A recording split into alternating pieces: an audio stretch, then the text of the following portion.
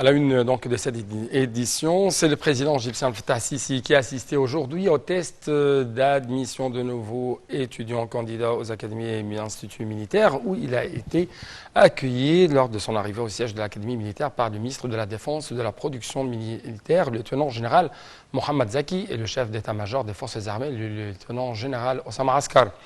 Le président Sisi a souligné que les forces armées suivaient toutes les normes scientifiques par le choix intégral et transparent des meilleurs éléments pour sélectionner l'élite des étudiants avancés de tous les groupes de la société. Et ce, afin de poursuivre la mission de la défense, de la sécurité et de la stabilité de l'Égypte, après avoir préparé les étudiants selon les dernières méthodes et programmes de formation scientifique, physique et militaire.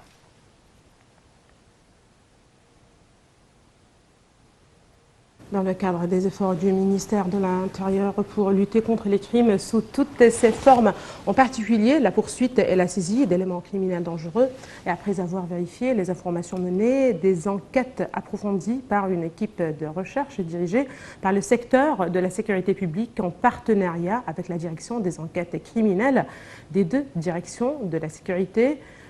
Le CAR-Suez, le secteur de la sécurité, a ciblé 4 éléments criminels dangereux dans la ville de 15 mai au Caire. Des coups de feu ont été tirés, la situation a été contrôlée. Les éléments ont été tués saisissant avec eux fusils de calibre 51 mitrailleuses,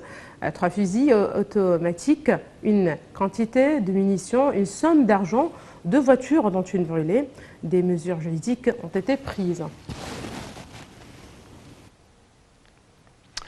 Passons aux activités du Salon des industries défensives et militaires EDEX 2021, inauguré lundi par le président égyptien Fattah al-Sisi au centre des expositions internationales Nouveau Caire, qui doivent prendre fin aujourd'hui. Le ministre de la Défense et de la Production militaire, Mohamed Zaki, a eu hier des entretiens bilatéraux dans le cadre du Salon. Parmi les responsables rencontrés figure le Premier ministre, si je peux dire, le premier vice-ministre grec de la Défense, le chef d'état-major des forces armées qatari, le représentant de la société française Hotels,